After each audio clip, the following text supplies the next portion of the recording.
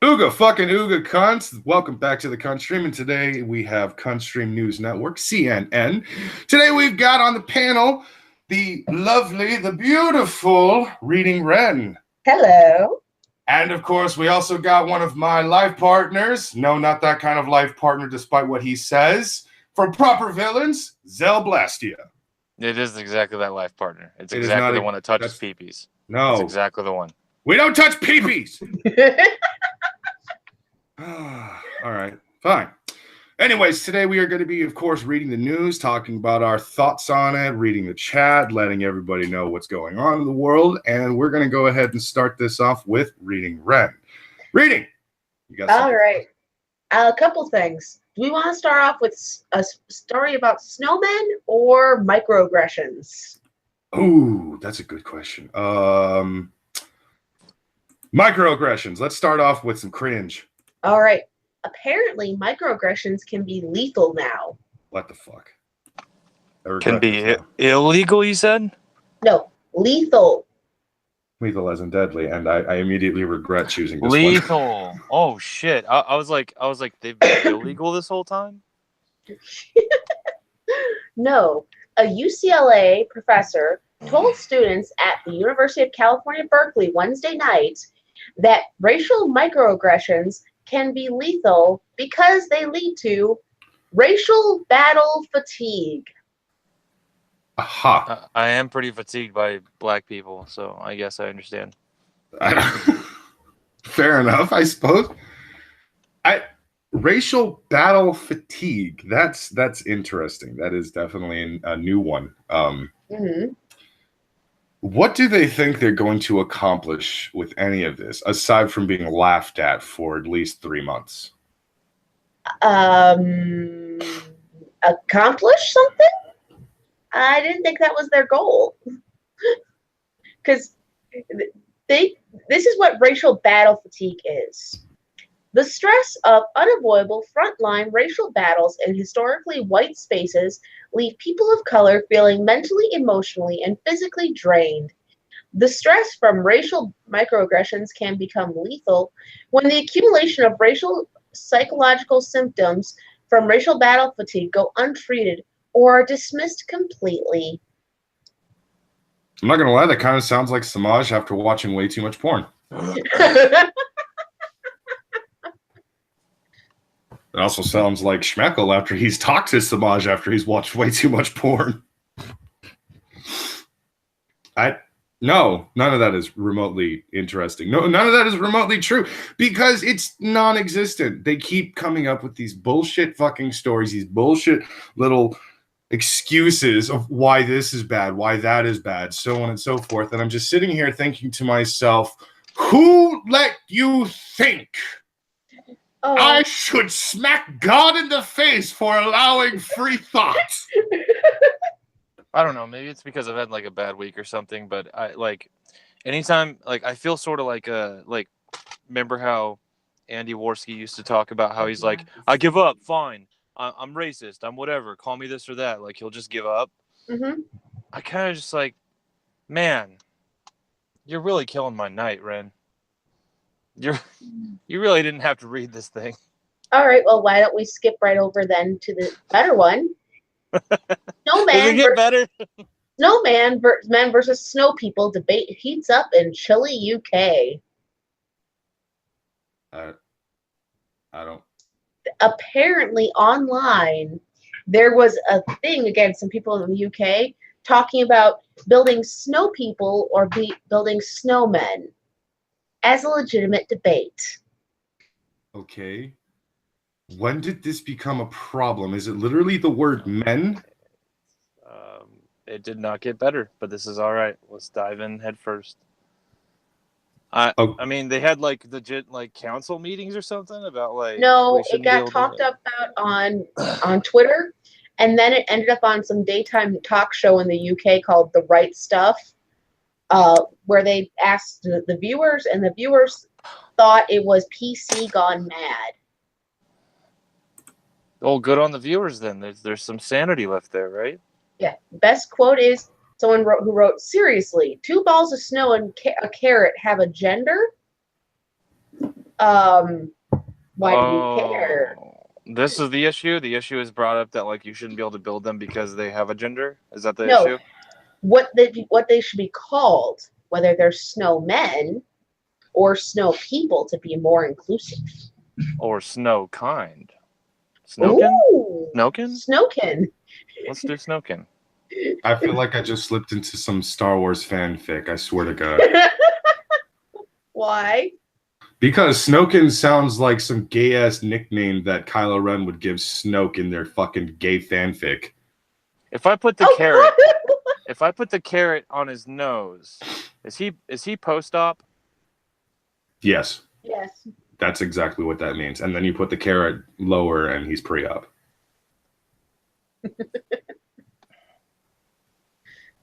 This is so fucking stupid. It seems like every single week, every single month, every single year now for the last, 3.5 years, all we ever find and hear about at some point is someone somewhere bitched about not being included in something somewhere. And it's fucking annoying as hell because it's like they can't let anything be. They have to basically shit on everything. And I know that there are people out there like Tim Blake, like Michael Rollins and Kevin Logan. They're probably sitting there reading shit like this and they're laughing because they think that this is a troll. It's like, ha ha ha, I can't believe you people don't understand you're being trolled. This is totally a troll. Ha ha ha ha. No, Tim, you don't seem to understand that these people are actually being serious, that this isn't actually always a troll.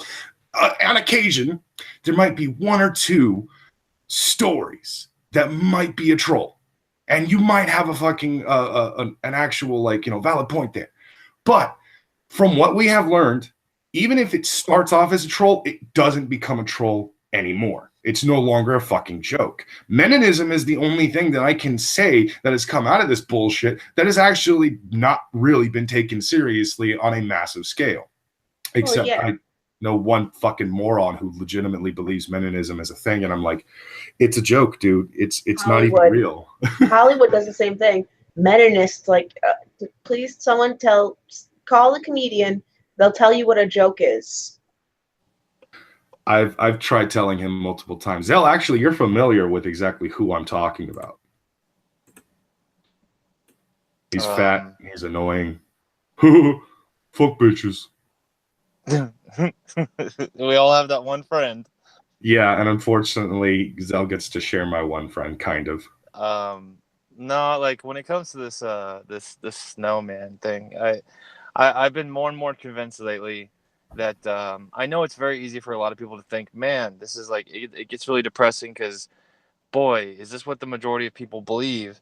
And I'm getting more and more convinced that it genuinely is a very loud minority. That even progressive people I speak with, that I would consider to be good friends, like if you sit down with them and you talk with them and you don't, and just like with the right, you don't make assumptions about their viewpoints. 9 times out of 10 you're gonna get them going, "What? These people are retarded." Like, what? Yeah. I think one of the funniest ones was I got into it with a friend online, and they're obviously a liberal. They're pretty far on the left side when it comes to a lot of these arguments and stuff. I mean, for fuck's sake, they actually believe in white privilege and everything. Mm-hmm.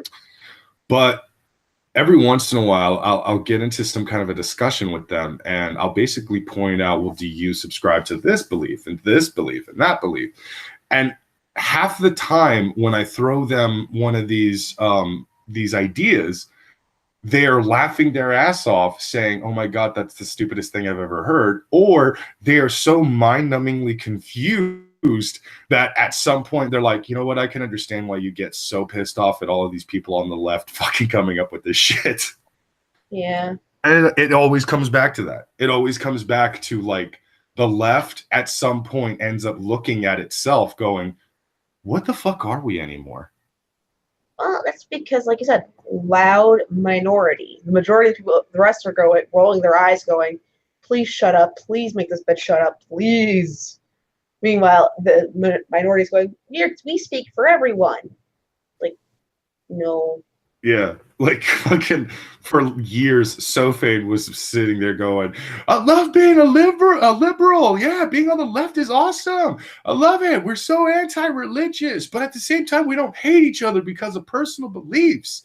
And then a few years go by, and he sees what's going on the political spectrum and shit, and he sees the crazy left, and he's like, "Don't listen to these people. They do not speak for all of us." And more people started listening to them. All right, I'm just gonna drink. Mm-hmm. There's nothing I can do about this now. No, it's very true. I mean, there's like take for example, I don't know if you guys know of Brett Weinstein. Yes. From that college and all that crazy shit that went down. And anytime I've heard Brett Weinstein speak, and he's a super left, what he considered to be at one point a super progressive guy, and I just listened to that guy talk. And I know exactly why he gets called Nazi now on social media. And I'm like, that's a guy that like he was on your side, and then you guys like surrounded him and attacked him and pushed him out because evolutionary biology. Reasons. Like, and he's a very sensible guy. Where him and I might disagree on things, and we'd leave it at that. Super kind guy from the sound of it. Total evil shitbag, according to his side now. Yeah. The left definitely paints people in evil light and stuff. You know, it's funny too, because the majority of the time the left will keep trying to tell you that their way is the only way. You know, it's that whole concept of like, oh wait, I think I just figured out why they advocate for Islam so hardcore. Anyways, they will simply sit there and, well, not simply, but they will sit there and tell you that their way is the only way, it's the best way: socialism, communism, universal healthcare, this and that. And over again, I see these argumentative points, and I keep saying, no, I don't believe communism will work. No, I don't believe socialism will work. One of the reasons why I can say that is because it's been tried multiple times in various countries throughout time since its initial conception, and it has horribly, monstrously failed over and over again. But then I'll sit there and be like, yeah, but no, I stand with you on the whole universal healthcare, until I hurt my shoulder and had to go through the actual inner workings of what universal healthcare looks like. And I can sit here and tell you, don't do it, guys. Don't fucking do it. Every time you have a chance to vote for universal healthcare, vote against it. It's terrible. It's so bad. And I was talking to somebody on Twitter about it not too long ago. Holy shit. Canada is bad with it. The dude I was talking to, I assume it's a dude, on Twitter about this, pretty much told me that they have on numerous occasions let homeless people bleed the fuck out in their waiting rooms solely because they had to wait in line. Yeah, that's bad. That's very bad, isn't it? Yeah. I can't say I've ever heard of that happening sort of shitty areas of Chicago, but that's usually because only so many hospitals in the area. Well, Ruckus, they probably had it coming. That's the possibility of that, hobo knife fights and such. Oh, and apparently Stan in chat is saying, try getting an appointment with a specialist. That's what I've been dealing with. That's exactly what I've been dealing with, man. It's not fuck. Yeah, I know personally from Brock's side of it. He's going through hell. It took me how long, Brock's? 2 or 3 years to get my specialist. 2.5. It's not a fun road, guys. It really isn't. Mm. Yeah. It took 4 months to finally pass me off to the specialist, and it's taken me almost another 4 months just to actually get fucking surgery. It's not fun. Let's worry less about the snowmen, and let's worry a little bit more about, like, I don't know, let's like maybe improve things medically, and then maybe when things are perfect, we can start complaining about snowmen. We can start doing that. Yeah, because and I feel sorry. It only took us a month to get a specialist for our son, and we're here and I'm on state Medicaid. See, that's the step above universal health care, though. I think. I don't know how the system works. I've never actually looked into all of this, but like after hearing what Steven Crowder has said about it, after experiencing it myself, after remembering Zell's 2.5 to almost 3 year hell of just like fucking sadness, I'm thinking, you know what? I think I want to look into this and maybe, I don't know, join Crowder on his campaign to wake people who are brainwashed up. I don't know. I don't know what's happening. Sorry, Rin, were you saying that like a month was too long, or were you saying that? No, like, I'm saying I feel bad that it took that long for us, and you guys have had to deal with more time. It's like, well, to be fair, we're talking about a kid, and I would understand if for a kid it's sped up a little bit. I'm in the U.S. Yeah, so are we. I mean, Schmeckel's the foreigner here. Oh, true. When we are talking about kids, they tend to have an easier time. Well, yeah, and I'm okay with that. Don't get me wrong. Like, if on a list some kids pass me up, I'm like, that's fine. I get it. But still, little ridiculous. I think if Brockus or I were suffering from something where like we had like a good year to live, we'd probably be dead before we could get that specialist. Yep. It's always room for improvements, you know? Yeah. Oh, yeah. Always. I guess it's also state by state, too. Some states run better. Yeah, I think California's hell because California's... that's your problem. You're in California. That's one of the biggest problems, yeah. It's pretty tough. It's like, overpopulation. A lot of the population isn't even a citizen on paper. It's pretty tough. Makes shit pretty crazy and chaotic over here. I can't tell if we are super southern Canada or if we are super northern any socialist fucking country in South America. Pick one. Just pick one. It doesn't matter. Like, that's pretty much what California has slowly turned into in the last 10 years, and it is just absolutely depressing. So when stories like this snowman bullshit comes into light, it doesn't really surprise me that much. It just makes me put my face in my hands and go, oh my God, why? Maybe it's also like that issue with there's problems I see with like the left. I just want to say SJWs in general, because another common theme that I've been waking up to in 2018 is SJWs exist everywhere, man. They exist everywhere on the political spectrum.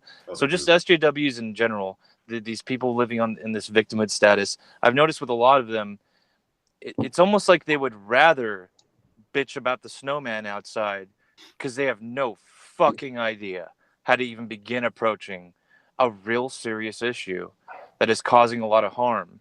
Like, for example, with the Harvey Weinstein thing in Hollywood. I think it was Owen Benjamin that was saying this, that the Hollywood elites would love to focus more on like their little Time's Up pendant and look how many black people we have in this movie, or look at how we're throwing out these hashtag Me Too symbols everywhere. They would like to focus a lot more on that, because the real answer to digging your heels in and fixing this issue, it's a very scary thing to do. It's very scary, and it's grown up, and they don't like that. Just like the whole gun thing. Much rather just say, if we pass a law to get rid of all guns, then we can rest easy at night, rather than to say that it's a lot more nuanced and scary than that. Imagine my shock when we discovered that celebrities were selfish. What? Really? Well, it's almost like celebrities now have... Did you know there's a Women's History Month? And it's being celebrated by hashtag We Are Here. Yeah, no one ever denied that. No one said Black anything women about... don't get 2 months. That is fucked up. Oh Trans God, black women too as well. Well, do the no. trans? Oh, that's gonna cause a whole nother. Does it really fucking matter? They already have October, which is fucking Breast Cancer Awareness Month, which, in all honesty, still confuses me to this day. Like, how does people not know what breast cancer is by now? Why do you call it Breast Cancer Awareness Month? Just call it Titty Poison Month. I don't know. No, what they really should do if they want to make money at it is just partner with Pornhub and go tits out to stop breast cancer. Now that's a hashtag I think men could get behind. Didn't they do something like that, or am I thinking of a troll? You're See, probably it's so thinking hard to troll. tell now.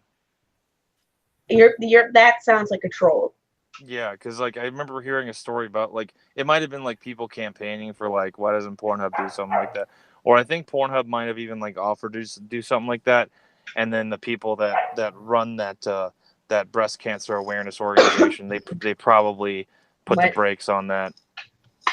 Yeah, they went. We can't partner with Pornhub. Why not? You want people to be aware of breast cancer? Pornhub can reach a large audience. And it went quiet.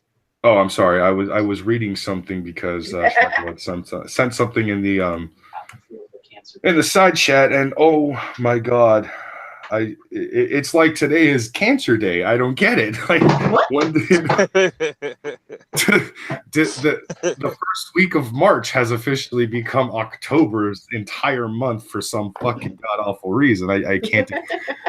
So hold on a second. Let me do the news thing. This just in.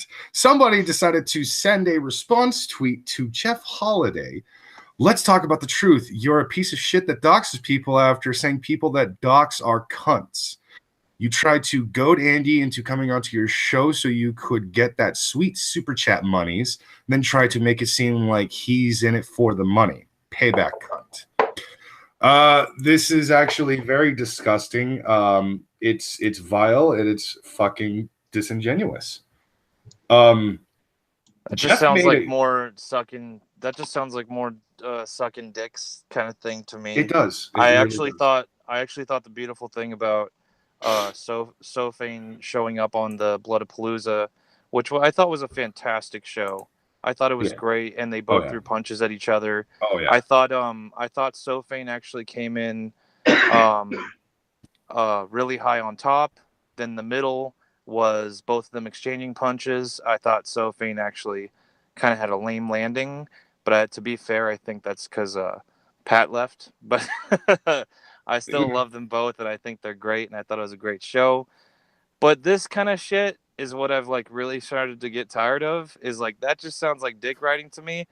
Like, isn't it incredible that I could think that? Yeah, I still think Jeff's super fucking cringy.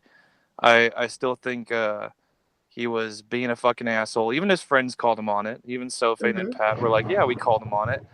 Now, anytime Jeff makes another cringy tweet, like, I thought actually Andy has been handling it a lot better now, especially since he talked with Sofane, where it's not littered with all these insults. It's just like, shut up, dude. You're not going to be running this. Like, we're going to talk, but just, like, stop.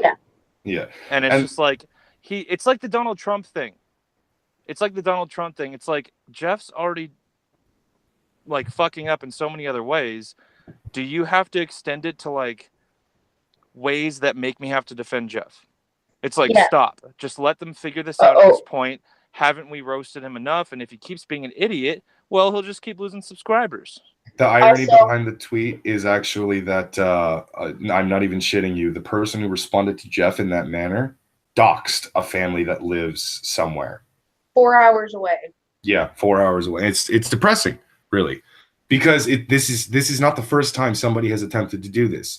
Multiple of Angry MGTOW's fans, including Angry MGTOW himself, has actually attempted to dox Jeff in revenge for Jeff basically making him look like a complete tool on his own live stream, solely because Angry MGTOW invited, I want to say it was SDA or that girl onto the show. I think it was Some Dumb American.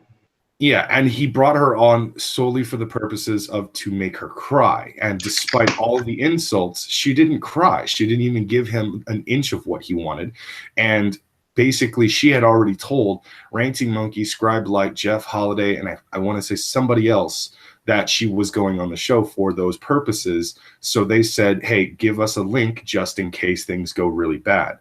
And so Ranting Monkey and Jeff Holiday eventually jumped on and made Angry MGTOW look like a piece of shit, except because the angriest and loudest voice was coming from Jeff, Jeff became his immediate target. Mm-hmm. And then only a few months later, Jeff is the target of doxing once again, because once again, he called somebody out on being a piece of shit. This is, of course, during the times when Zell, you actually were still a fan. This was far before the Kraut server incident. Yeah. And so this keeps happening. Yeah. People keep trying to dox Jeff, and they keep trying to prove a point about doxing by doxing. And it makes no fucking sense whatsoever. No, it makes all the sense in the world, but it's coming from both sides, guys. It's coming from both sides. No, but this is you got jackasses on both sides, and this was to me a really good point that like I said, there was so many amazing jabs across Andy's chin that Sophane delivered. I thought they were brilliant, and I was like, yeah, way to go, man. This is great stuff.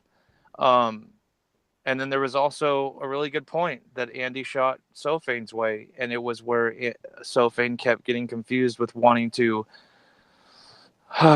he kept wanting to conflate them with being in a community, whether they liked it or not, which I didn't necessarily disagree with that assertion.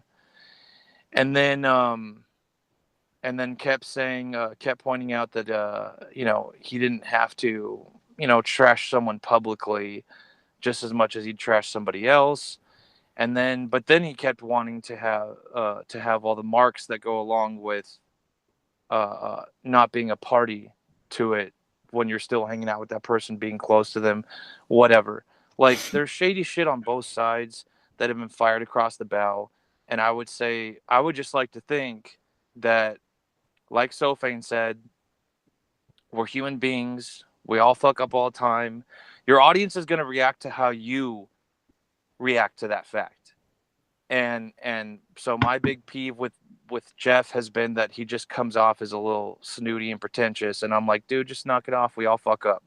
Who cares? That's it. And then both sides are just launching these fucking nukes. Not both sides. They're chatting. Some poisonous fans have been launching nukes on both sides, sucking Sophane's cock, sucking Andy's cock. I've been victim to it. So many people have been victim to it. Can you wake up to it though and admit it? Can you do that? Because we're all victims of it.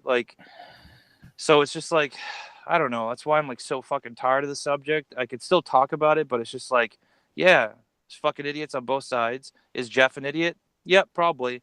Is he still probably a great guy to hang out with? Yeah, probably. There you go. There's reality. Well, it's because in reality, the hardest thing for any one person to do, not just on YouTube or Twitter, but just in real life in general, is to even admit to yourself, I royally fucked up. I'm not perfect. I make mistakes. And for some people, that is very, very hard to do, even though I think that's really what makes a person, really rise above it, even if they've done something shitty that's not illegal. Or, you know what I mean? Shitty that's not killing someone.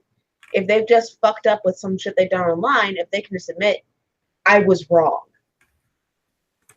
that would have much better reaction to it, and that would also have a much better impact on your reputation later. Because you can at least admit it. Like I was telling Ian Miles Chong the other day, I've been new to this thing for about 2 to 3 months, especially with the whole Twitter verse and just how chaotic it can be. And I got swept up in it. And I was telling Ian that I feel like 2 months on Twitter and YouTube is 2 years in real life, as far as and so I could definitively say last week I was a different guy. And I know the week before that as well. And I've had a lot of moments of rising out of the ashes and shaking the ashes off and being okay, I'm a little different now. And Brockus knows this. Him and I, we have ego issues. We got to punch each other in the balls to get our egos in check. Yep. And it was tough for me at first to be like, am I sucking someone's dick too much? Like there's you could play with someone's pee like I do with Brockus's. You could do that. Have some fun. Don't do that. Be a That's little. not a thing. You need to stop. You also are a fucking twat on fucking Twitter way too goddamn much sometimes. I hate you so much. You could you could be like a little bit of a fanboy and stuff like that, and that's totally fine. Like I'm a fan of a lot of people, but I'm a nobody. I'm a nobody's nobody. And it was even tough for me to be like, yeah, let's start from zero. Let's use the Socratic method and let's look at this objectively again. And when I finally like hit the refresh button in my mind, I was like, yeah, I was going way over this way too much with it, but I was also going way over this way too much with it. And I just had to look back at it and go like, wait a minute. I love Poisoning the Well. Wait a minute. I love what Andy Worski does. Wait a minute. I love what Tonka Saw does. Wait a minute. They seem like pretty humble guys. And when it comes to Jeff Holiday, it was like, wait a minute. Yes, he probably could be an amazing guy to hang out with. He still has to this day pissed me off as far as how I feel like he comes off pretentiously. I don't think he's been remorseful publicly yet, which is why I'd love to see the talk with him and Andy publicly. I think that's a real shot for him to win people like me back over. But that's it. That's where it ends, guys. And it's not vitriol, and it's not I want to ruin Poisoning the Well publicly or Andy publicly or like this fucking it's this vitriolic shit. It's like, can we save this for the communists and for the people who have problems with snowmen? Can we we save this shit? Like no, it has to save it for when there's the epic snowman versus snow people debate on everyone's channels. We have to decide. Are they snow people or are they snow men? Or does it matter? Does snow have a gender? Now I want Samaj to do the thumbnail for this, and I want it to be Zell and me fighting off a bunch of snowmen or snow people with you just looking so fucking embarrassed in the background. Like, God damn it, why are these guys doing this? Can we be making out while we're doing that?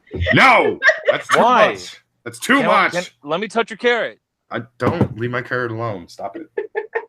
You know what I want to see? I want to see the private conversation between Jeff and Andy, or Jeff and Sofin, whatever, because I have this sneaky suspicion that Jeff Holiday actually has like an accent that no one on the internet has ever heard except for those who have spoken to him offline.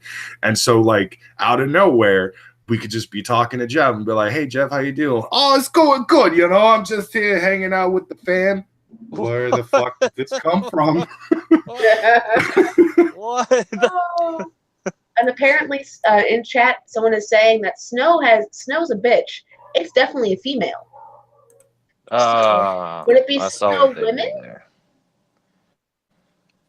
Cunt, stop encouraging him. Stop it. Also, by the way, I feel a little offended that Trippy Poop is saying some nasty shit about us. He says, Raw Dog Ren, Condom Schmeckle, Anal Zell, Brockus, you're on your own. I'm like, hey, why? I don't like that. See this? You can't talk about my husband like that. You getting anal. He's a very sexy. I'm defending you. This is what you get for having a husband. This is the perks. No, he's a very sexy, big, hairy orc, and he's very lovable. I mean, how do you think he contracts so many internet STDs? Like he just gets tossed around everywhere. People love him.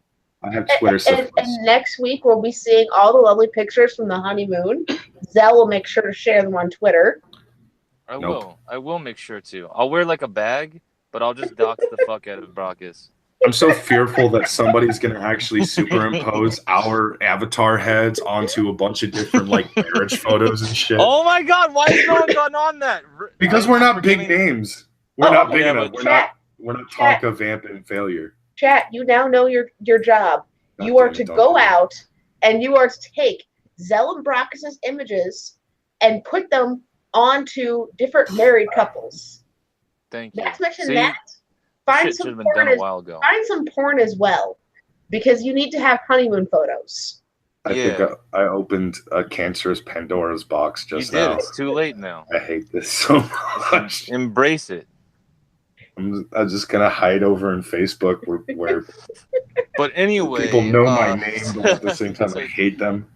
To try to feel like we still have a sense of a topic. Like I know I missed the Cunt stream where I watched all of Bloodapalooza, but I missed the Cunt stream where you guys had spoke about it afterwards. I apologize.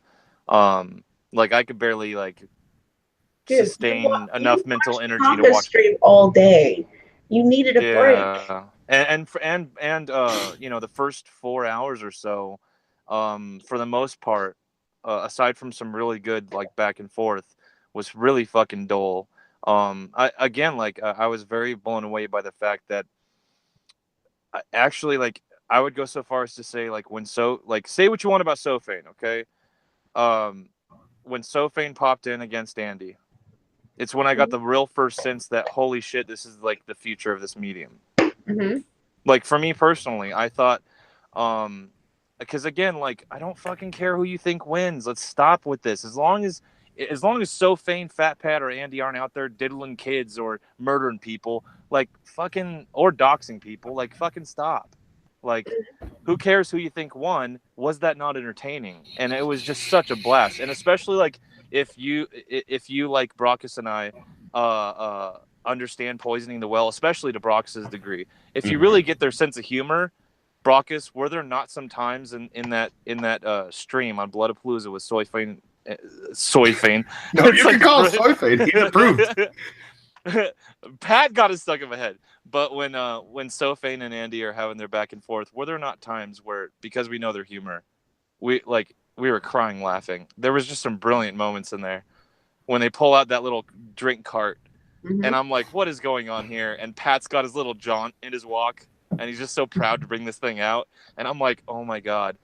To me, I thought it was a brilliant Bloodsport tactic. Sofane's tactic was, I'm going to show you I don't care about tactics. Yeah, that was exactly it.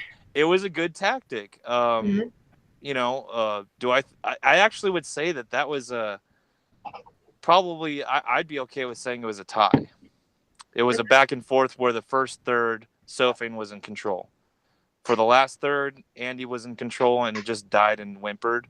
I don't care, though. Even if Sofane had completely destroyed him for the entire time, I still would have been like, okay, I'm still going to watch Andy's stuff. I'm still going to watch Poisoning the Well stuff. You guys did great. I think it's great. It opened up a lot of doors, and it calmed down Andy's happy ass. You could tell that he actually had been looking forward to doing that because he gets so emotional and paranoid. His channel jumped the way it did. I'm sure any normal person would freak out the way he did. Anyway, Those were my thoughts on it. Other than that, I actually thought the Mr. Medicare stuff for the most part was pretty lame, aside from some good back and forth. I actually felt a little bit for Honey Badger. That was kind of sad. Oh, Allison really made herself look bad. Yeah, wasn't that? Yeah. I caught a bit of it. I stopped watching after they got a patron to come in. That's when I tweeted. That's when I tweeted to Andy. Yeah, that's when I tweeted to Andy in failure. And I didn't really have an issue with going in on anybody, but that I was genuinely serious when I tweeted to them, and I'm like, let me in on this Kumite, and I will scream my fucking ass off at this Allison person, because say what you want about her, you don't do that. You don't. How unprofessional and disgusting is that to take one of your patrons, and it doesn't matter if he asked a bunch to go in. If you're any kind of role model to that person. If someone was paying me monthly and then they're like, I want to go fight in your behalf, I'd be like, no, don't do that. Don't do that. There are a den of wolves in there. They just carved me to pieces. I'm not going to send you in there. But instead, she happily did it. Surprisingly enough, I thought the kid held himself up pretty well, but for God's sakes, Zell and I were members of the audience who just so happened to get our slight golden ticket onto the Kumite last week. And you know what happened? The chat even though they were actually quite nice to us at one point, decided to shred us apart by calling us a faggot over and over again. It's not a nice chat. They're not always the nicest people. And if you do something to actually piss them off, then they're going to rip you to shreds. We were one of them. They liked us, and we got called fucking faggot mercilessly. There wasn't even a chance. We had people pay super chats to call us faggot on Kumite. That was and that's and like that's the thing is like that was our co-host with the Kumite. That's what it is, man. You don't have to be a fan of that. Brockus and I happen to be really big fans of that, and it's a hazing ritual. The whole thing is a hazing ritual, and if you don't know how to handle it, or if you just don't like communicating like that, stay away. And I won't think less of you. Like I did for a while until I started to rethink the whole how you approach your internet persona. And then by the time Sophane did hop on, I was like, oh, now I totally get why, even if he wasn't the busiest guy ever, I would totally get why he held off to like do it right. Mm-hmm. Just handle it however you want to handle it. If you don't like to go on there or exchange ideas like that, because it's fun, but it's the Jerry Springer house of chaos. It's Jerry Springer of the internet. I would say no. Like for me, it's the Howard Stern. Ooh. Like it's not. I don't think it's the Jerry Springer. I don't know, but whatever you want to call it, it's not a fun, happy place at times that'll rip you to shreds. But if there's that sick part of you that likes that, and there is for me, then you just deal with it and you learn to take your licks. And if there's not, stay away from it, and I'll still have respect for you. But stay away from it, like all the same. Yeah. You know, that Allison girl, just like she could have fixed the situation so quickly by being like, "I'm my bad. I didn't know what this was. I really was off. Holy shit, I'm my bad. You guys could all hate me. I'm gonna duck out though." And she could have just left, and then they would have bitched and moaned for like another 20-30 minutes, and then we would have not been talking about Allison right now. But it was the fact that she carried it on, and then on top of that, it was like one thing after another. It was like, stop coming back. Like, stop returning. These people aren't nice. Medicare's not here. Like, they're here to test you and push you. Like, go away. Yeah, I think that was really where things went wrong, because it was... I didn't fully see it. I've only really ever heard of it. I never actually went back and watched it. Yesterday, I was watching the Kumite. I was watching Gulf City. I was watching all kinds of different things. I jumped onto Shitlords Anonymous with Ren. I had to go because I also got an invite to the Cunt stream with Schmeckel. Didn't even know Schmeckel was going to have Fat Pat and Bearing on. But when I jumped in, all of a sudden, boom, there's a fucking Australian bear and Fat Pat's Nazi-ass face looking me. And I'm just like, oh, okay. Well, that was somewhat new. I wasn't expecting any of that. So I didn't have time. I'm going to go back. I'm going to watch it. But from what I understand, Allison just didn't know.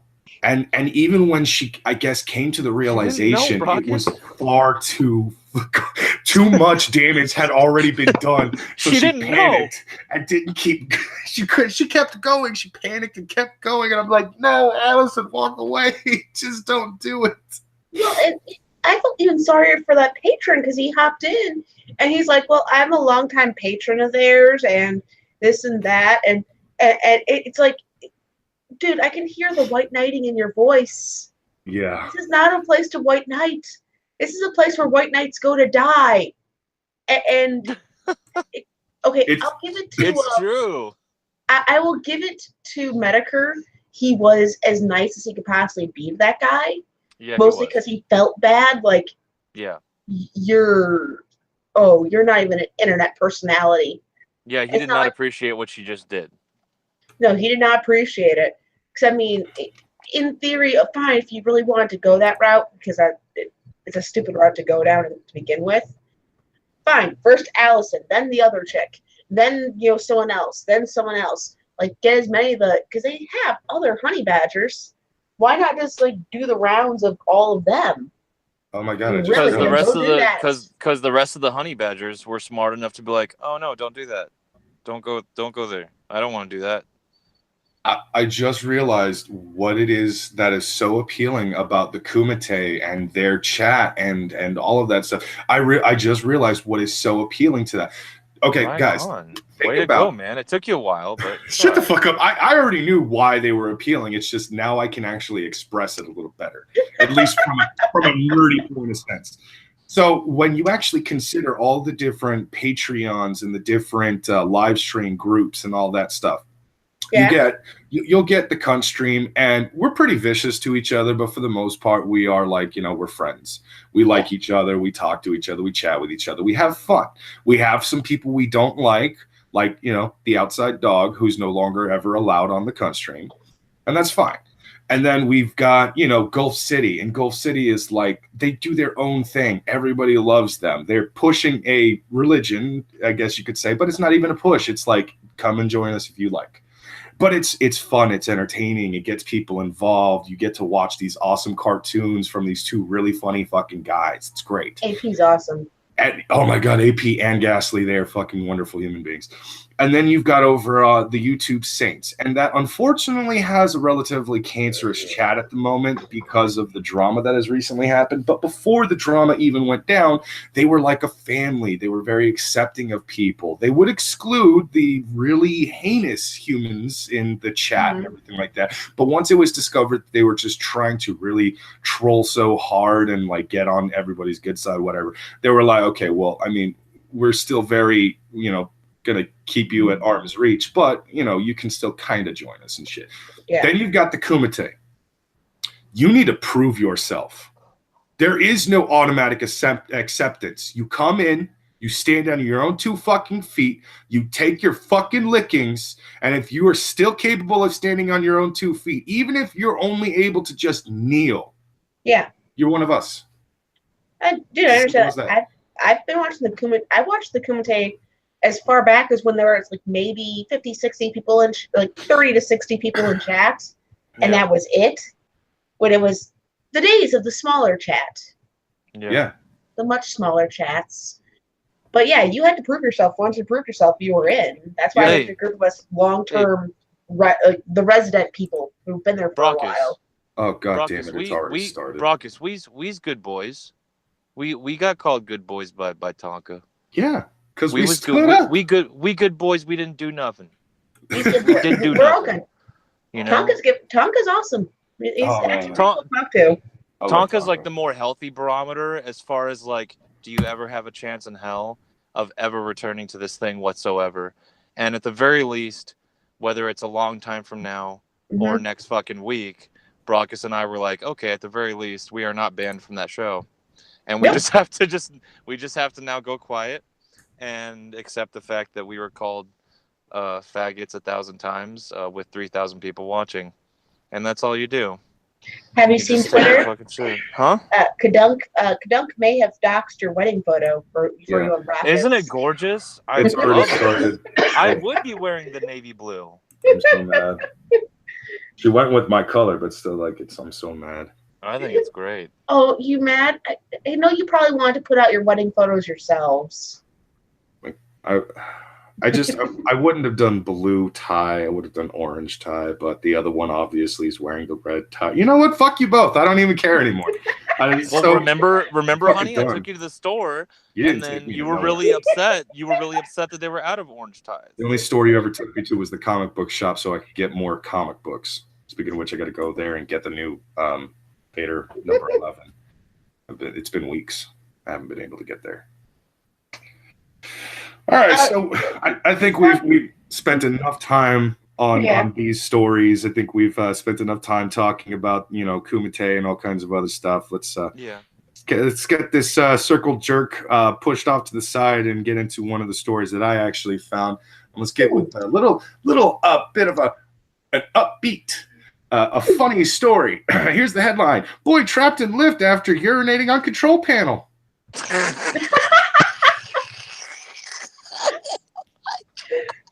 I wasn't prepped for that. Deserved it. I saw that and I started cracking up because I've seen the video online and I thought it was the funniest fucking thing. That sounds like he peed on the control panel, electronic, got in an elevator, and then got stuck. Yeah, he got in the elevator. That sounds like a Marvel supervillain in the words. It does. He got okay. I'm gonna read the story. A boy became stuck in a malfunctioning lift after he urinated all over the buttons. The unnamed boy was captured on CCTV aiming a stream of urine at the control panel, moving it up and down so it was fully doused. He didn't just point and fire. He moved the damn target. Oh, God. He then unzips his trousers and gets ready to leave.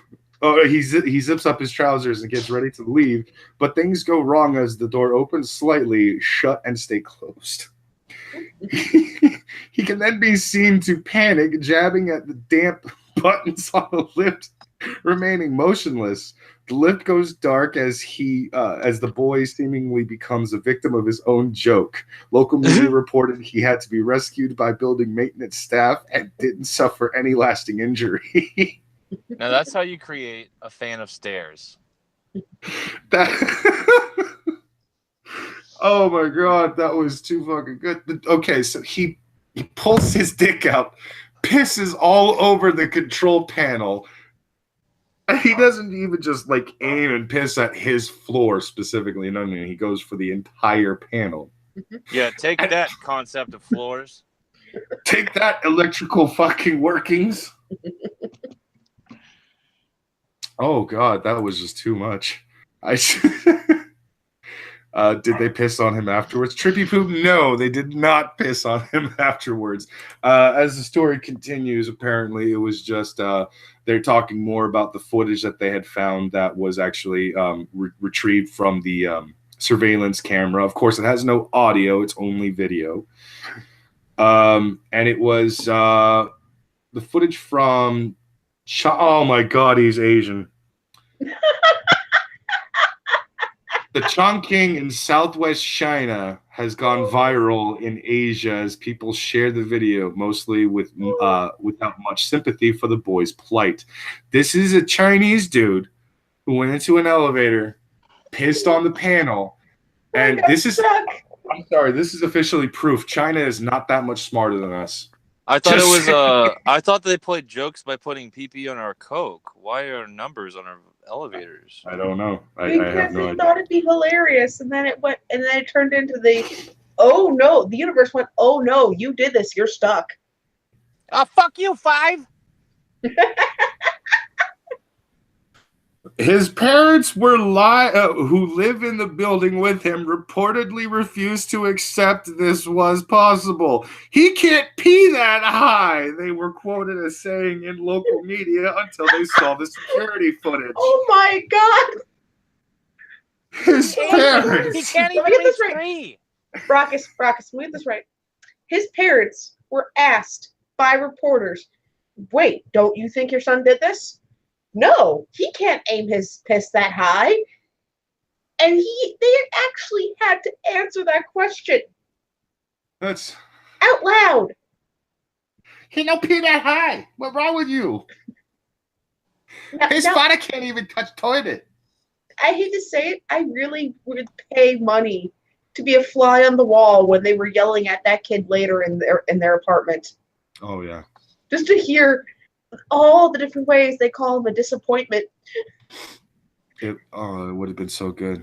It's just one of those. It's one of those little bits of news. It's like there's so much cancer in the news. I hate the world. Why does everybody? We're bitching about snowmen, and I can't believe that we're still arguing about gender politics and all kinds of garbage. Donald Trump is pissing everyone off. I don't like this. I don't like the world. Some Chinese kid pissed on the electric panel in the elevator, and his parents denied it, saying he can't pee that high. Report it. We're gonna talk about this. Why can't you be normal Chinese kid? Pee on StarCraft player. I'm so mad at how easy it is for them to kick my ass. Goddamn Asians are too good at video games.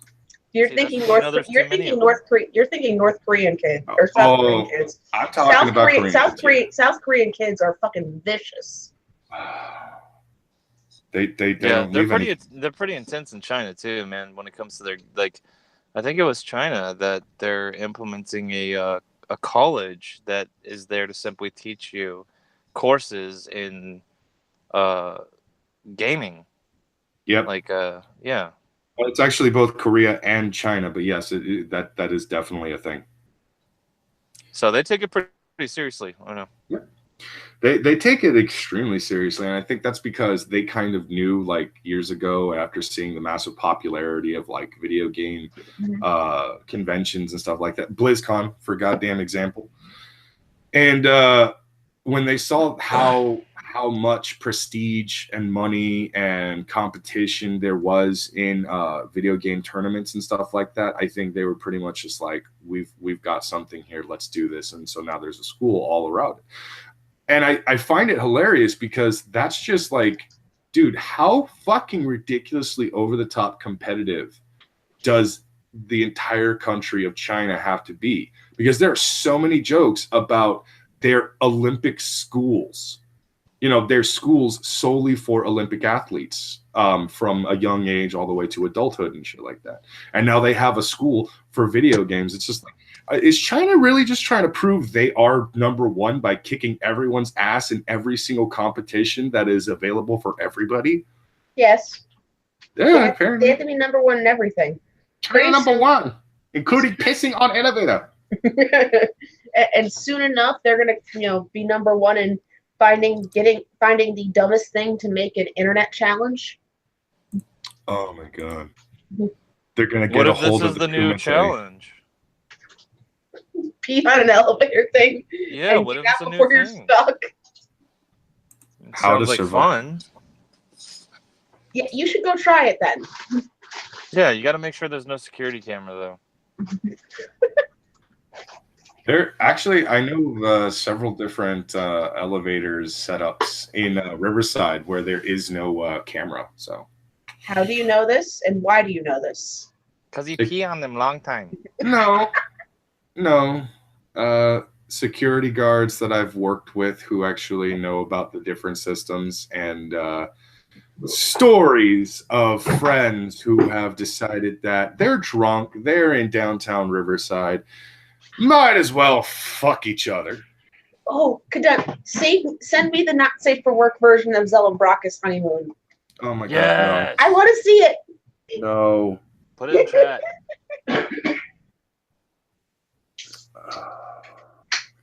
We need to see this. I'm sure it's a thing of beauty.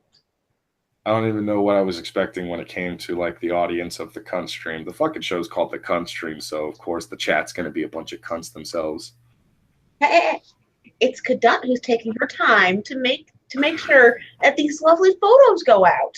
Yeah, I don't know what you're talking about, Brock, but we have lovely people in chat. They are amazing. They're amazing fans. Especially Trippy Poop. Don't pee in elevator! He pooped there! Oh, I'm enjoying Trippy Poop today. I don't know why. I guess because Trippy Poop always gives fucking funny ass commentary about the show. Yeah. I'm mad at Kadant. Goddamn Kadant. Oh, I know. I'm not really mad at her, Oh. but Jesus. What? Oh, Kadun, DM me. I want the link. Nice. Or Ren DM me. I'll let her send it to you. I want to see this beautiful not safe for work image. I fucking hate everybody. Oh, come on. So, Mr. Brockus, what else do we have lined up for some cunt news? Did you have anything?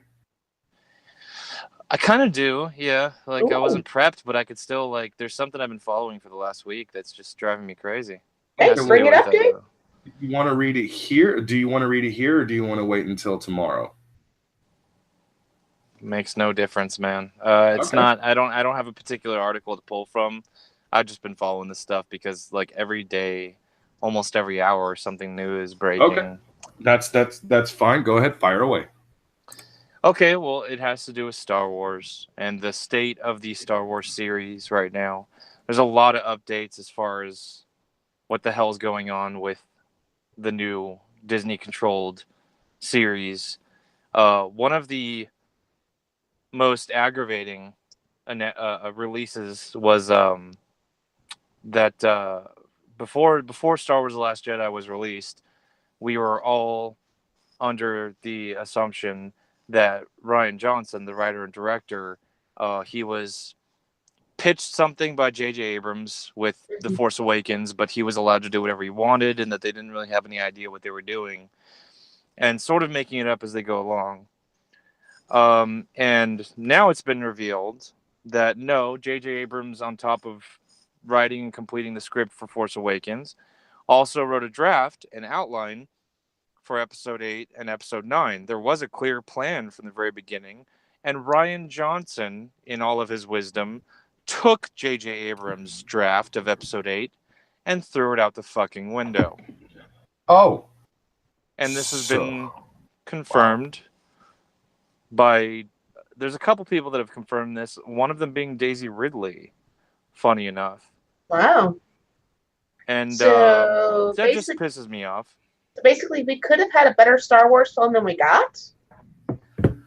Oh, yeah. And then it was also revealed that Colin Trevorrow, the guy who was going to direct Episode 9 before J.J. Abrams came in and replaced him, another big reason why Kathleen Kennedy kind of wanted him out of there was because from the very beginning, when Colin Trevorrow was hired to do Episode 9, his draft of Episode 9, it required, it highly relied on the fact that, spoiler alert, guys, fucking A, it highly relied on the fact that Luke Skywalker was going to be around still, and that Snoke was going to be around still, and that Colin Trevorrow wanted to flesh out Snoke and his mysterious background, and he also wanted to have a beautiful send-off for Luke Skywalker that would amass over Episode 8 and Episode 9.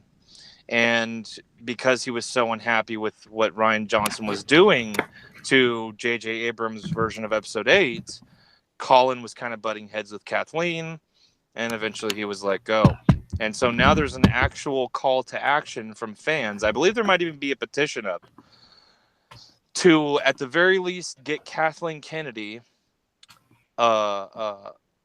fired from the entertainment side of things as far as Lucasfilm goes, and just stick to the business side of things, and instead to take the guy who ran the Clone Wars series and is now running the Rebels series, Dave Filoni, and prop him up to being head of the entertainment side of Lucasfilm, because Star Wars fans are very happy with how Dave Filoni has been working as far as story goes with the Star Wars brand for years. So now there is a genuine rift happening, and I don't know if anyone watches Collider Video. They're a mainstream review outlet. There's a gentleman by the name of Christian Harloff on there. And it's a big deal when this channel, Collider Video, who was praising The Last Jedi from the very beginning, it's a big deal when a guy like Christian Harloff, I think it was last week's episode, he officially came forward with like the really controversial idea of, like maybe Kathleen Kennedy shouldn't be heading this thing like the Kevin Feige. Maybe their Kevin Feige should be Dave Filoni. And you look at The Last Jedi, as far as Force Awakens has doubled its box office worldwide. You look at Last Jedi as far as drop-off, it has the most severe... It made money, let's not get that wrong, but it has the most severe drop-off of any Star Wars film to date, box office-wise. It has the worst toy sales of any installment. In fact, they're bleeding when it comes to merchandise, because no one wants to buy a fucking... That stuff's on fucking sale already. If yeah, you want no it, one wants to buy... No one wants to buy a fucking Rose figurine. Go figure. So... Who was Rose? Exactly. The Dunt does, because Asian. And then if you look at the tracking for the Solo movie, and the fact that we'll be lucky, like Lucasfilm will be lucky if the Solo movie breaks 100 million worldwide. This isn't good as far as the direction of things. This isn't good, and the fact that you still have people like Rian Johnson, or even J.J. Abrams or Kathleen Kennedy. Every week or so, they come out with a new excuse as to why Last Jedi did so poorly. I think it was last week or sometime like a few days ago or a week ago that J.J. Abrams and Kathleen Kennedy, they reinforced once again that Last Jedi just wasn't as popular or it was hated on so much because it was such a female-driven film. When you have this kind of insult towards your main fan base, it's no wonder why people are upset or turning on this fucking. And here's another point too that someone made. It's a really great point. You might be making that little SJW group happy. You might be fulfilling their wishes, things like that. But the motherfuckers that are going to go out and buy 5 lightsabers, 15 Lego sets, 500 figurines, and go see the movie 10 times, are not them. They're the people that you have for at least at least 3 to 4 months now. You have been slapping them in the face. You have been telling them that they're dog shit. You have been telling them that they need to let their fan base go. You have been telling them you gave an awful exit and didn't even understand how to write the character of literally one of the most, if not the most iconic fictional movie characters of all time. Yeah, and my problem with Star Wars mainly is Rey. It's something about that character. I can't stand her. Mare Sue. When I spent probably when I first watched Force Awakens, and it took me months to finally get around to watching it. And we only watched it because my son has seen all the original Star Trek films. Yes, he has seen the prequels, but he even said they were bad, so he's a good kid. But he saw that it was available to rent, and he's like, Mom, I want to watch that. It's the new Star Wars film. And I'm like, okay, I'll let you watch all the rest. 10 minutes in, he's like, Mom, I'm bored. Sat through the original ones just fine. Liked the originals. Could not sit through past 10 minutes of that film. Well, because in the originals you have, and in some ways, say what you want about the prequels, but on paper they do mirror them. But in the original trilogy, you have the classic age-old hero's tale, the hero's journey, that still to this day is always going to work. It speaks to every part of our DNA as human beings, women or men, it doesn't matter. And so you sit a lot of kids down to that original trilogy. You put them in a room where it's just that movie playing, you put it on blast, and 9 times out of 10 they're going to be enthralled. They're going to go through that hero's journey with Luke, or even with Leia to some extent, who was an amazing female character too. And you just watch these new ones, and these new ones are about these people are awesome because they're awesome, because don't you know they have boobs, because they're awesome because they have boobs. I think Rogue One is the one that had a female character I didn't hate. But I forgot about her because Rogue One, for me, honestly, was all about the monk and that gunner. Because those were besides the robot, they were like the best characters. Yeah, you want to talk about a good Asian character I wanted to see more of in the new movies, and it was that monk. Donnie Yen's character. That monk was fucking awesome. I am blind. They had to put a sack on his head. I'm sorry. And then you take someone like Rose from Last Jedi, and I felt like a veil had ripped open in a Stephanie Meyer book, and she slipped through. I was like, what is going on? Don't mention Stephanie Meyer. Please don't mention Stephanie Meyer. It's a fucking trash heap. No. Anyway, Brockus, what's your takeaway about? I don't know if you caught all the things I was updating about that's been pissing me off. Yeah, I just put myself on mute for a bit because I was kind of moving around a lot and I didn't want any background noise and such. I'm actually quite pissed off about this because this is exactly what happened to Marvel not too long ago. Axel Alonso was the chief and editor for Marvel Comics. And as anyone who follows comic books know, the chief and editor of Marvel Comics is essentially the head guy. That's the one who is in charge. But even the chief and editor has actual bosses. They have executive bosses that actually run things. And when Axel Alonso was in charge, the executives technically were Disney. And I guess this is where the fear of most fans came into play because when Disney acquired Star Wars, it wasn't even just that. When Disney acquired Star Wars, they were panicking of what would inevitably happen, but it didn't. Not yet, at least. And then when Disney acquired Marvel, everybody was just like, oh my God, they're going to fucking Disney the shit out of Marvel and stuff. And funny enough, they didn't do that immediately. It was a slow grow. And this was right around the time that Avengers versus X-Men was actually the Marvel big story.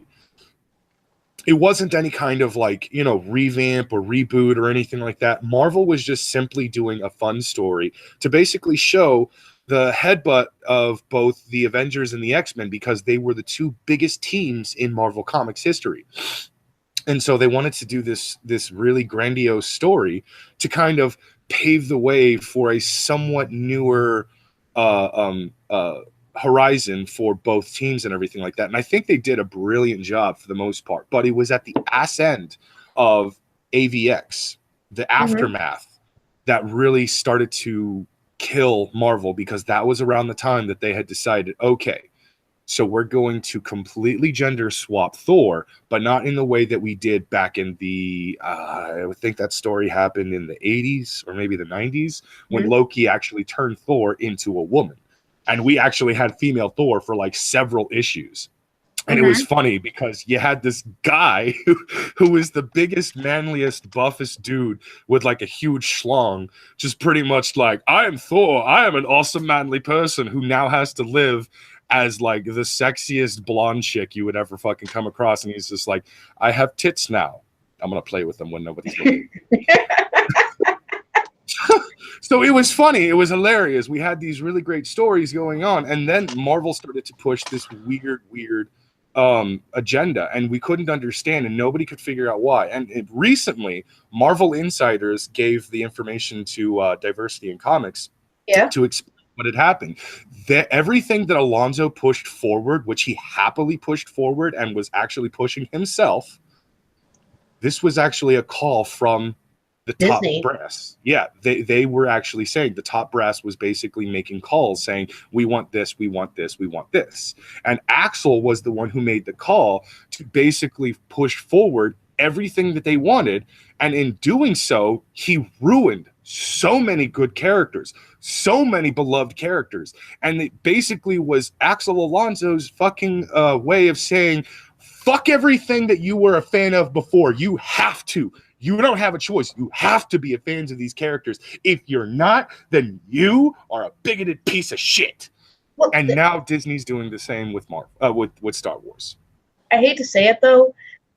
My only big thing with when they did a whole bunch of the other gender swaps was the one that made no sense to me was the supposed amazing black hero Ironheart, who got her suit by stealing.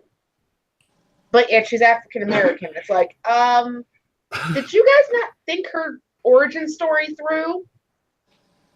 Technically, that is and is not true. The actual backstory behind Riri Williams is that she is an extremely brilliant mind who was in high school still, and she tinkered with tech all the fucking time, to the point where she inevitably, during class, I guess, created her own actual Iron Man armor based off of a bunch of scrap metal and shit that she found. She would find old pieces of armor in scrap yards and stuff like that, and she eventually put it together. Now, from an actual fan of Iron Man, I can say that was a pretty brilliant fucking little nod to basically say she could be the next Iron Man type character. And it was just like, that's actually really cool.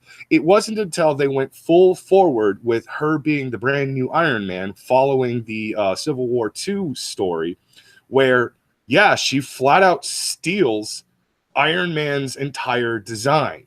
She actually goes in, she hacks into Tony Stark's fucking system, steals all of the designs, and just rebuilds everything. She just like reverse engineers all of Tony Stark's equipment and stuff and creates several armors for herself, and then just simply redubs herself Ironheart. In recent comic books, however, it has come to a stop because basically Marvel is now being told by C.B. Cebulski, okay, what Axel Alonso did was fucking terrible. We're going to reverse it, and now we're going to fix all the characters. Tony is going to come out of his coma. Riri is going to give all of her equipment back to who it truly belongs, because Tony Stark actually owns the patent and the tech behind all of that stuff. She actually did illegally acquire, even if she reverse engineered it, which he does have contingencies for shit exactly like that. She stole all of that stuff.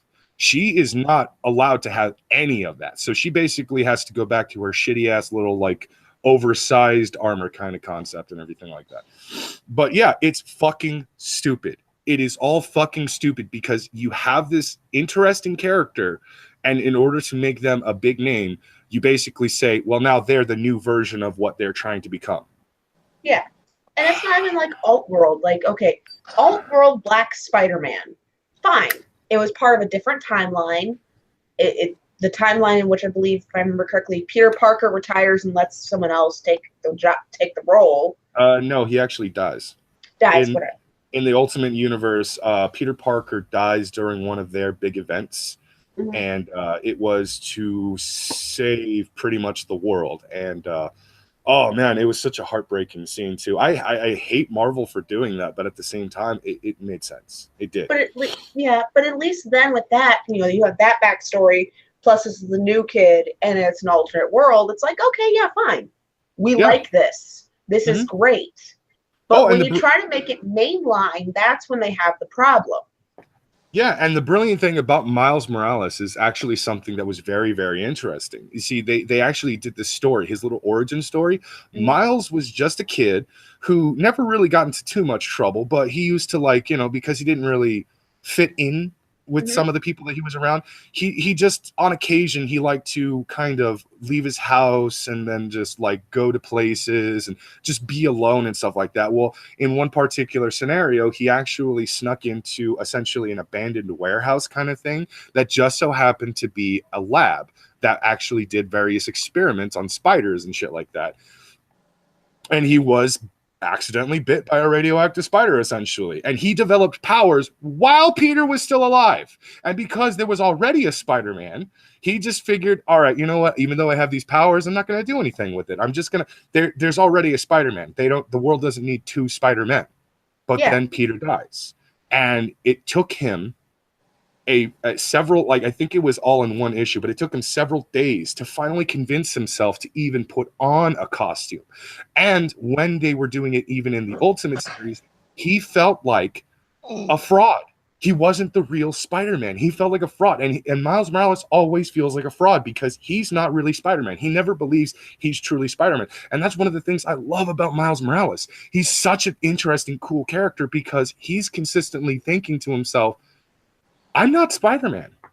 No matter how many times people call me Spider-Man, no matter what my costume looks like, no matter what my powers are and everything, I'm not Spider-Man. That was Peter. That has always been Peter. And it's kind of like Marvel was consistently hinting at the idea that Miles is eventually going to give himself his own identity. And I loved it because in the cartoon show, Ultimate Spider-Man, they do exactly that. And they call him Kid Arachnid. Because he's a fucking kid still. He's 16 at this point in the comic books. And I'm that's awesome. And that's actually what they should have done with the main things. Even with Riri or a couple others. Give them a bit more humanity by saying, am I really this person? Because just to take over the role almost seems like you would need an ego the size of the planet to go, yeah, for Riri Williams to go, yeah, I'm the new Iron Man. Or for Jane to go, yeah, I'm the new Thor. It's yeah, you have to have a massive ego in order to pull it off. Yeah, and if anyone actually, I haven't been paying attention to the chat. I am apologizing about that. But if anyone has actually brought up the whole concept of Asian Hulk, let me just explain. Amadeus Cho is a character that has been in the Marvel landscape for quite a while now. He has been a background... sidekick, I guess you could say, to a variety of different heroes. He could have easily become the new Iron Man. He could have easily become Iron Man's new sidekick. He could have easily become Reed Richards' sidekick because he was around when Fantastic Four were still a thing. Amadeus Cho was an actually interesting character. And how he became New Hulk was even more interesting because it is a story that Marvel consistently tells where basically the Hulk's power gets out of control and it's either going to kill Bruce Banner or cause the entire world to essentially die out because the Hulk is going to go uncontrollably rage-filled and just blow everything up kind of shit. So how this happens is Amadeus had been working with Bruce to figure out a siphon to take as much gamma radiation out of Bruce as he could to essentially calm the fuck down of the Hulk and stuff. But in an unfortunate turn of events, Amadeus Cho how to take all of it in order to save Bruce's life. And that's exactly what happens. And when he does that, he becomes the new Hulk. Unfortunately, as story goes on in the Civil War, in Civil War II, Bruce is dealing with withdrawals of no longer having the gamma radiation within him. So he's getting this sort of withdrawal addiction. And it causes him to start experimenting on becoming the Hulk again, which eventually causes the nightmare scenario of the Hulk coming back and killing all of the Avengers and stuff like that. And there was a contingency plan because Bruce knew that this was actually a thing. So he told Clint to use a special arrow to essentially kill Bruce should that sort of thing ever come to fruition. And in the story, of course, when they find out that the Hulk is about to come back, they all confront Bruce. Clint, Hawkeye, basically kills Bruce and everything. And it's a very sad story and everything. But for anyone who's actually throwing a fit, Amadeus Cho being New Hulk, you got to understand the way that Marvel handled that actually was very good. It was very interesting. It's one of the few changes they've made that I didn't mind. Plus, well, it sounds like it was a well-written story that had details and facts and almost you could see where the story was going sort of situation. Yeah. So like there are a lot of things that Marvel has done changes wise that actually were actually brilliant, and it's within the Marvel realm of doing exactly things like that. So I didn't mind a lot of different changes. I didn't mind. It was the way they executed afterwards that pissed me the fuck off. It was Riri Williams' attitude towards everybody that pissed me off. It was because every single writer all of a sudden had to turn every female character into this man-hating cunt who just fucking was just like, you don't like me because I'm a woman. That's not why we don't like you, you bitch. We don't like you because you're an unlikable fucking character. We don't like you because you're an unpleasant cunt. You have to turn everything into a fucking gender argument. This is what I can't fucking stand.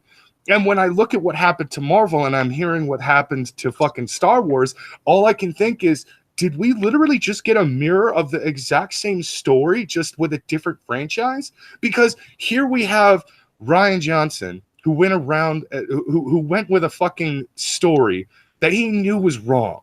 He knew he shouldn't have done this, but he did it anyways because the woman who was in charge said, I don't want this story to be this way. Because J.J. Abrams knows how to actually give us a really good story. Because J.J. Abrams actually knows how to handle his fan base. He's a goddamn fan of Star Wars. Why did we get Force Awakens the way we did? Because he's a fan and he knows what the fans have been crying out about for episodes 1, 2, and 3.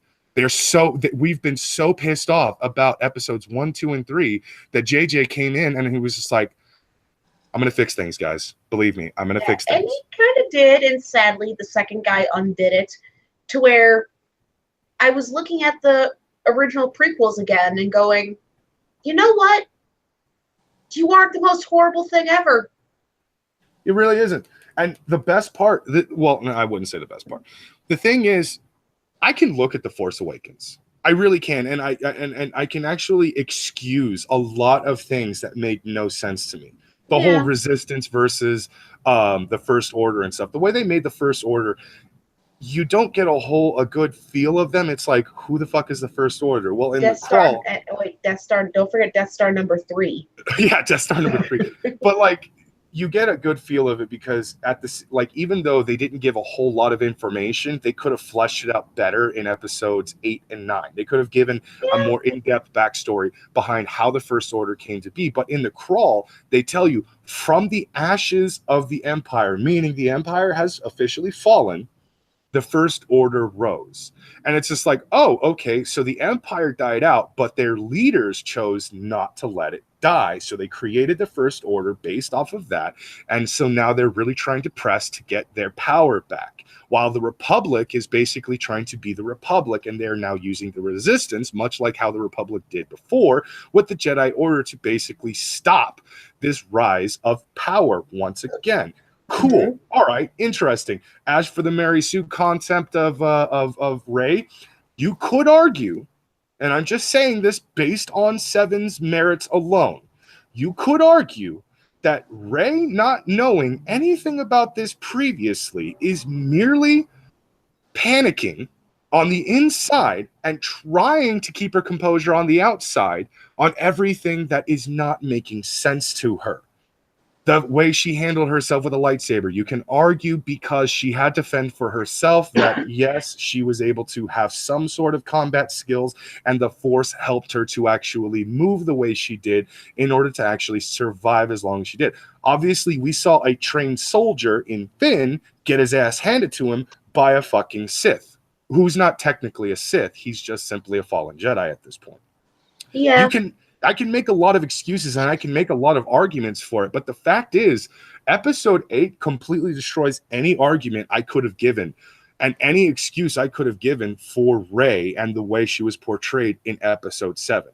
I could have actually sat there and said, look, here's how I see it playing out. Here's how I think this is going on and stuff. And I trust J.J. Abrams, and I believe this is where he's going to go with the story and so on and so forth. Mm-hmm. And I thought it would have been great. And that was pretty much what I believe the story was going to go to. And then here comes Rian Johnson basically saying, nah, fuck all of that. We're going to basically make a story that makes absolutely no sense. We're going to have a subplot that makes no sense. We're going to have another subplot that makes no sense. And, oh, yeah, you know your favorite fucking Jedi of all time? Fuck him. He does lightning now, which I've thought for a long time that was the dark side of the Force that primarily used lightning. That is a concept in the expanded universe. Any Force user is capable of doing it. The only problem is it's not so much a dark side only type power. It's just the Sith and the fallen Jedi are the only ones who do it, because when you do something like Force lightning, you are pretty much trying to kill whatever your Force lightning. Oh, this is true. That's the bullet versus the stun gun. So I guess in that logic does make sense. Mm-hmm. Was it the line where Yoda says Rey has now got all the knowledge of the Jedi and doesn't need the books? Oh yeah, that was because she stole the books. Oh, okay. So at least there's, it's still. At the end, when she's wrapping somebody's bandages up or some shit like that. I can't remember who got hurt. I think it was probably Finn. Basically, she opens a drawer, grabs like some gauze, and you can see the ancient texts. Okay, well, that's at least something, but still, it's like, my problem with that actress is, can Daisy Ridley close her mouth when she looks shocked? That's a good question. I have no idea. I have yet to see it once. She cannot.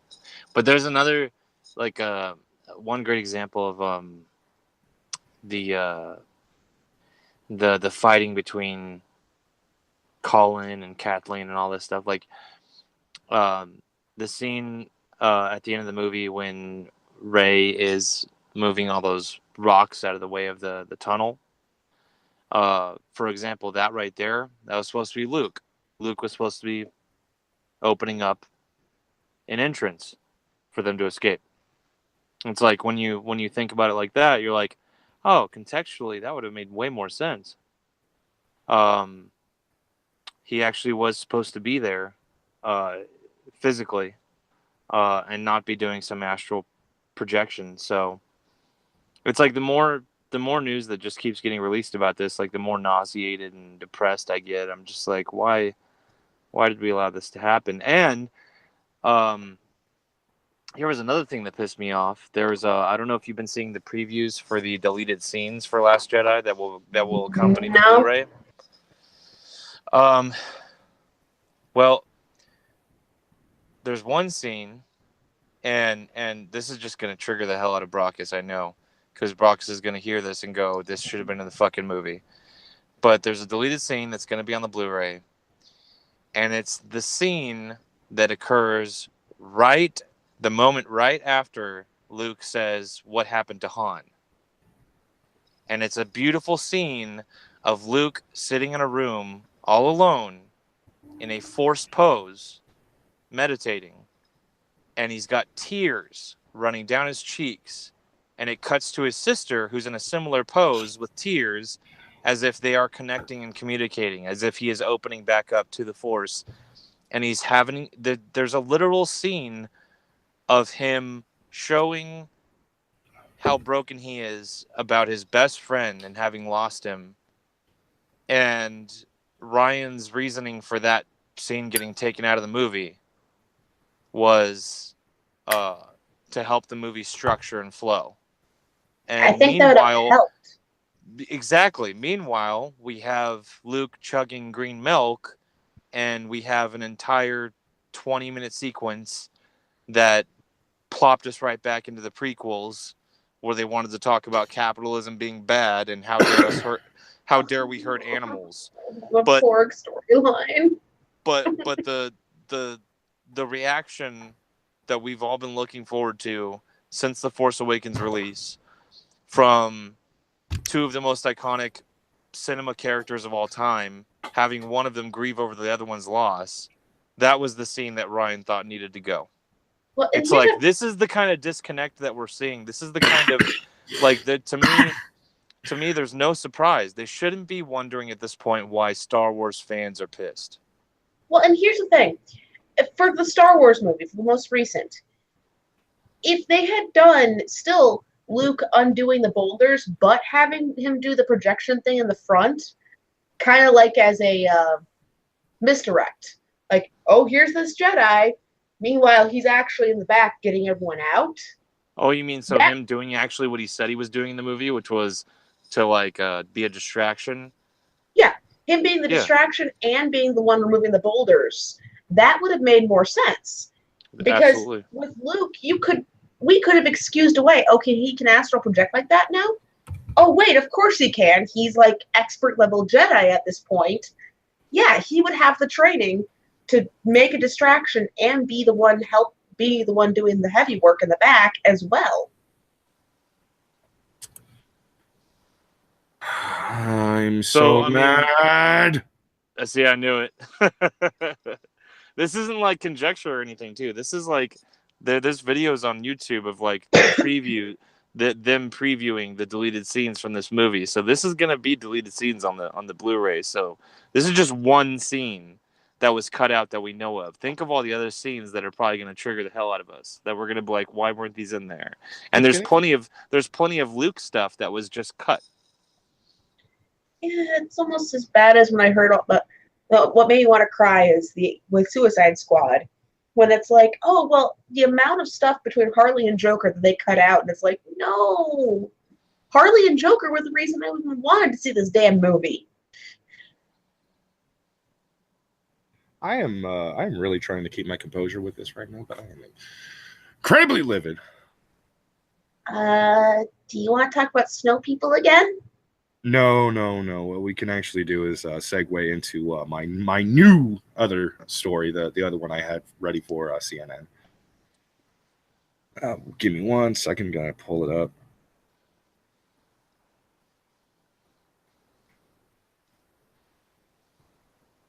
Talk amongst yourselves. So, Zell, have you seen the new Rose McGowan Big Think video?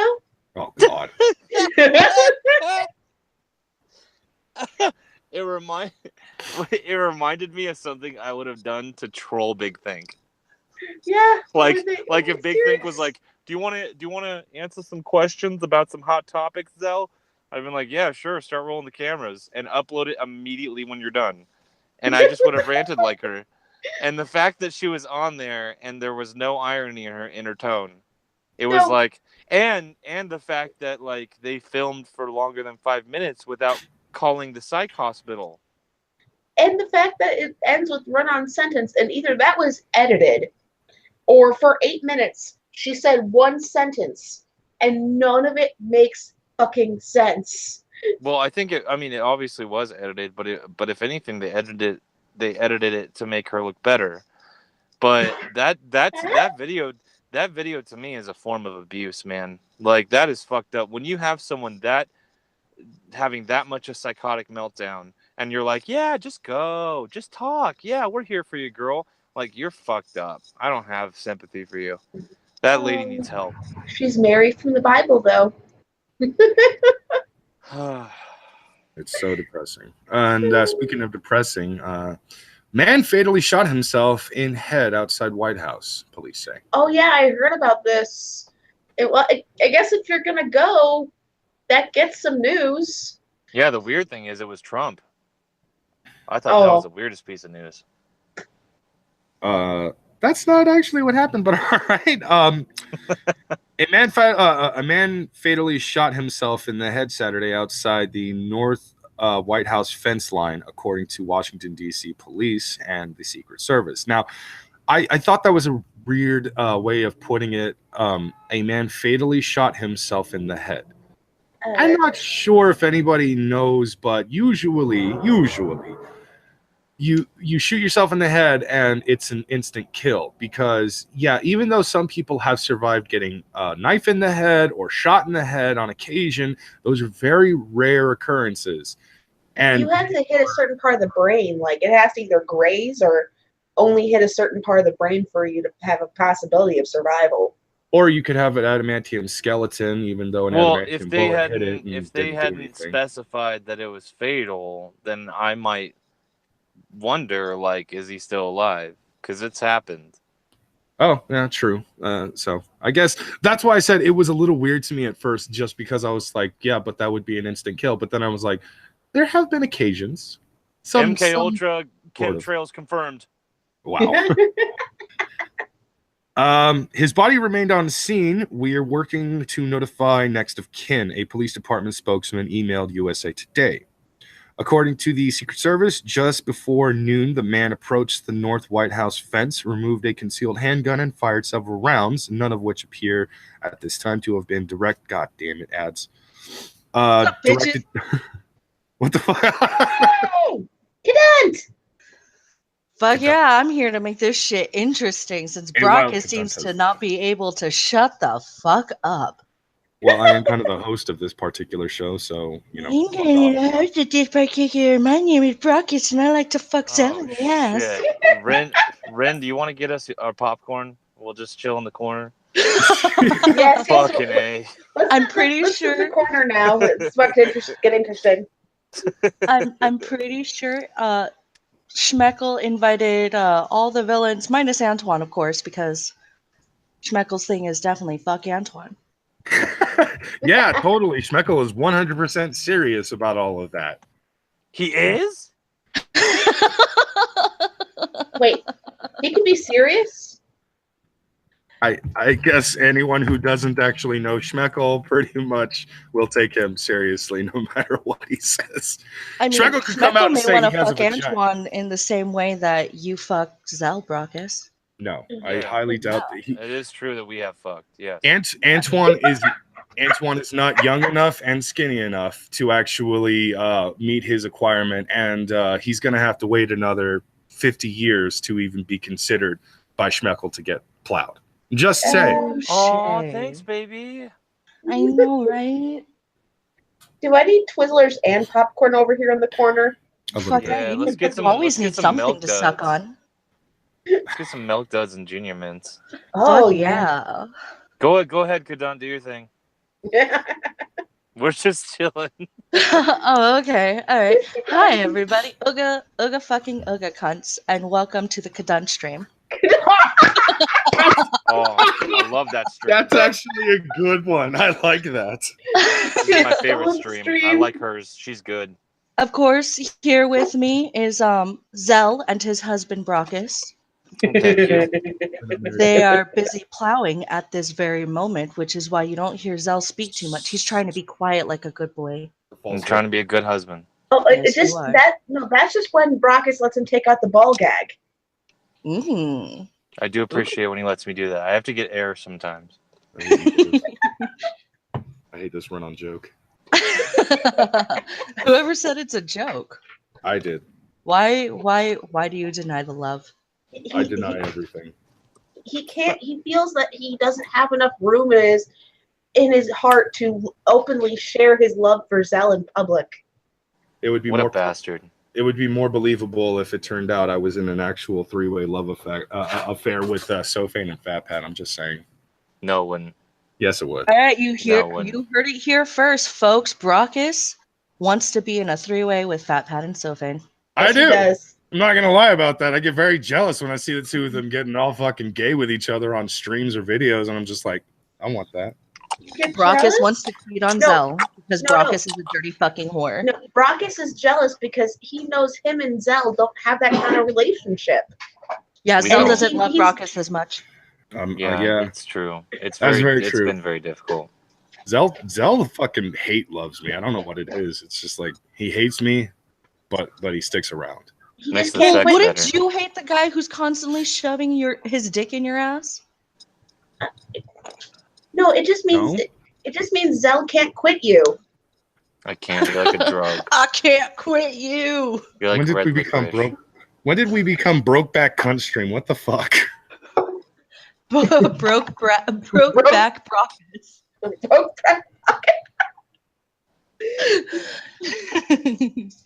Oh, this is gonna be glorious. Oh, now who you need else? to get the Brokeback Mountain movie poster and put Zell and Brockus in there. Stop Oh, giving yeah. the fucking chat I ideas. love that. Chat, somebody please. Somebody in the chat. I'm busy right now. Cowboy hats. Or better yet, find the Brokeback Mountain porn parody and put them there.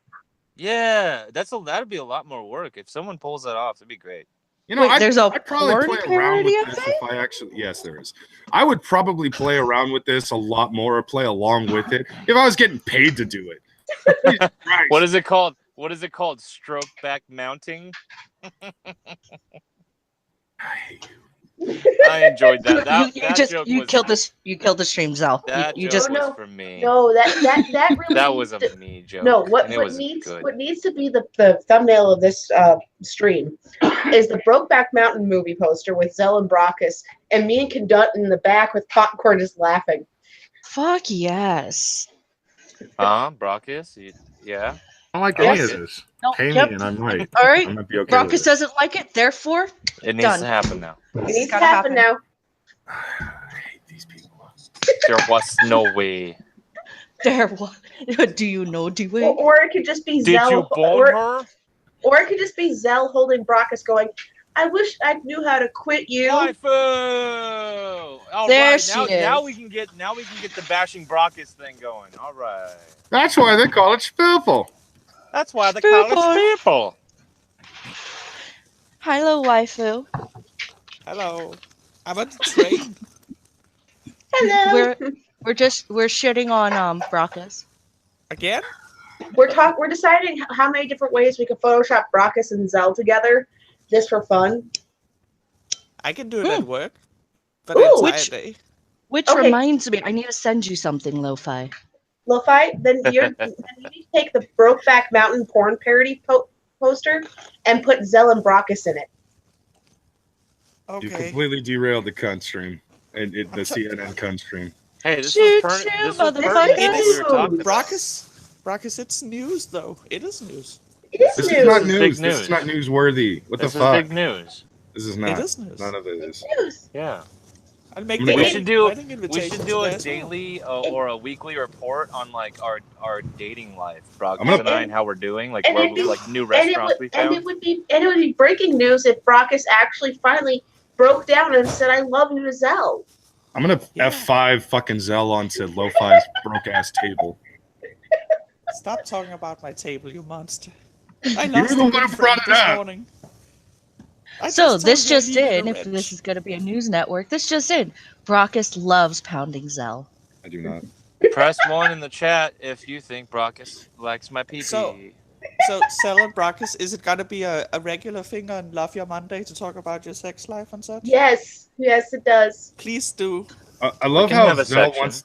I love how Zell is like talking about how he's gonna take our show seriously, but he doesn't take any other fucking show we do seriously. Are you You gotta mix serious? it You, up. Your show. you guys were pretty serious earlier. We were trying to be We were because kind of serious, yeah. Thank you, And- Unwanted Reaper. Thank you, the Remy. Look at that. Already couple of ones. Brockus loves Zell's pee-pee. Yay! I don't, but whatever. Stop lying, I got Brock. Yeah, them dude. good poops. What I wouldn't even care that it's getting derailed. It's just the fucking subject that's derailing it. I'm just like, God damn it, this again. See, there's a reason you take it so. It's never because gonna it's true. That's why you take it like this. You just Samaj can't is admit probably it. watching this right now, and he's just like, "Oh, I wish somebody actually felt that way about me enough to make me hate them." Oh no! Breaking news: Samaj is part of a 3-way relationship with you two. Ooh. You know Samaj what? is That the makes it mistress. better, and I'm a little more interested now because Samaj is a wonderful person, and he Now is a someone bitch. write that fan fiction. So yeah, somebody write that fan fiction. Don't expect Samaj to draw any of it because he will not draw me and him in a gay position with Zell just jerking off in the corner waiting his turn. No. But I'll read your a fan fiction Friday if someone writes it. You You would. know what? God damn You it, know get what? done. Let me see No, what I can- no. I'm gonna do it. Because I do right. Ooh, Kadam, perfect. So Yeah.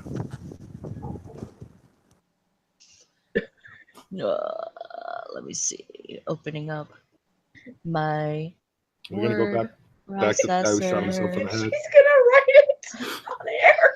She's not gonna do it on air. Don't do it on air. Get down for the love. I am gonna do it on air, just like you. Screen share, are screen doing- share. Just like you are doing Zell on air. I am going to do this on motherfucking air. Bit metal. Aw. Not enough people love Samaj. Okay, Samaj needs all the love. We need to get Samaj him needs all kinds love. of love, physical love, emotional love, all kinds of love. Samaj, we love Samaj. Damn it. Hashtag give Samaj all the hookers. Give Hashtag Samaj. tits for Samaj. Not the Canadian hookers. Failure has Cunt. pretty much pointed out that they look like Liz Reptile. So no Oh, Canadian oh, hookers. oh. Yes, Lo-Fi. why did you delete the picture of Twitter? Because I wasn't sure if it was under sensitive material, and I don't feel like getting my Twitter flagged. Have you seen what I've posted? It's gonna be okay. Yes, but that's art. That's true. It's different than Photoshop jobs. They've been getting on people about Photoshop stuff. Oh yeah, it's Look at Samaj all is- those said ones. revenge porn. Shut up. Nobody cares about your ones. I like all those Screen ones. share. I'm just trying to figure out how to screen share so Is I there can a screen share. share rating it? Yes. Let's see.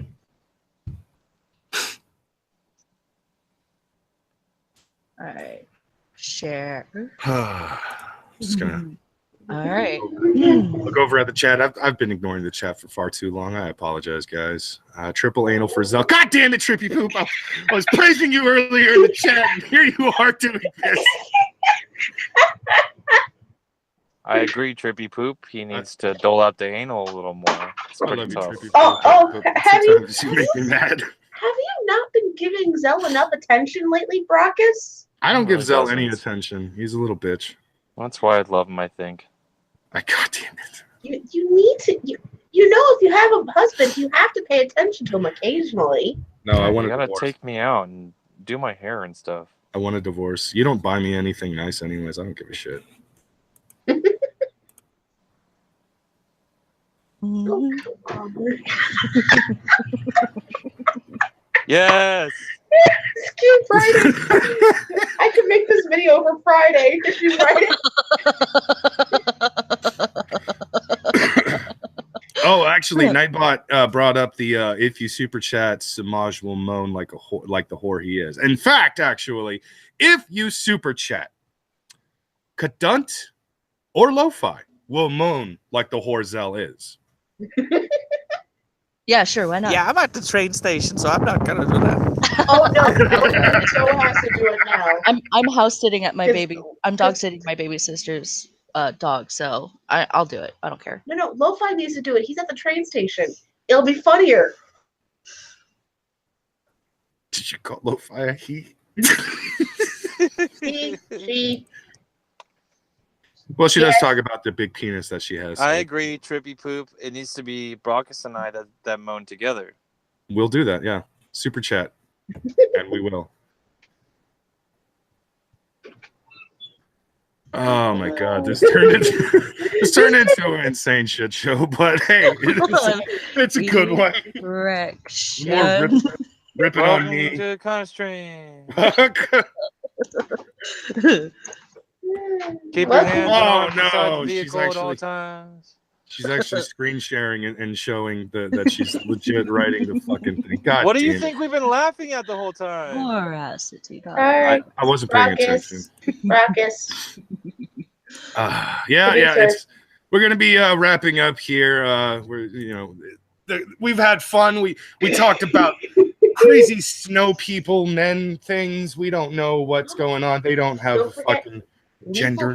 Lethal microaggressions too. Lethal microaggressions, because why the fuck not? As if SJWs do not have enough to be fucking pissed about and bitch about things. They have to continue bitching about microaggressions. They have to continue bitching about things that are called snowmen. And of course, we had some piece of shit on Twitter who ironically is bitching out fucking Jeff Holiday for doxing and then turning around and trying to dox Jeff Holiday. It's pathetic. It's sad. It's just depressing. We talked about a guy getting shot in the head. And of course, we talked about the unfortunate side effect of what has been going on with Star Wars and Marvel, because assholes who don't actually give a shit about the fans are actually in charge, or at least were in charge. One of them currently still is. The other one has been fired. Oh my God. This was a hell of a cunt stream. And at the end, it all came back to my bullshit fake marriage with Zell. Hashtag Brockus loves Zell. Yes. He keeps running away from the truth, guys. By the way, be sure to pay attention, because if Cunt can get me that within a few days, there will be a nice fan fiction Friday video. Oh God. Okay. Can I be part of it? There's something else you're supposed to mention Can I there. read my lines? I'll read my lines live.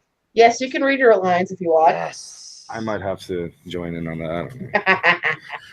All right, cunts. This has been the CN. Before I actually completely sign off, tomorrow at the same time as the cunt stream usually goes on, Zell and I will be hosting our brand new show, Love Your Monday. It'll be me and Zell talking about topical things going on in YouTube, geek culture, the actual news, and we will be chatting with some guests. Tomorrow, we actually will have Roy from Very Nearly Viral and his girlfriend, Day from Day is Dead. So come and join us on Love Your Monday. Update, real quick, update on that, Brockus. I just got word that actually tomorrow for our show, instead of doing all the things you just listed, we're just going to be showing all of the gifts and pictures of us and our wedding day and talking about anal. So just letting you guys know it's been changed.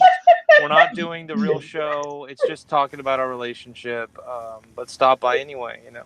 None of that is true. We're going to be talking with all Roy true and what Day. I just said. They're having a double date. I'm mad now. I'm mad. All right. This has been CNN, the Cunt News Network. You're a bunch of cunts, and we're a bunch of cunts. Everybody is a cunt. Good night, everybody. Good night.